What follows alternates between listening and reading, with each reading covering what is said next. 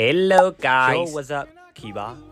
ကျွန်တော်ရင်တင်မှုတဲ့ပုံလေးတွေကဒီအင်ကြီးလေးတွေကိုမြင်မှုကြရမလားဆိုတော့အခု vlog ကအင်ကြီးတွေရဲ့ brand ဖြစ်တဲ့ Burmese Studio ရဲ့ pop up store event ကိုတွားမှာဖြစ်ပါတယ်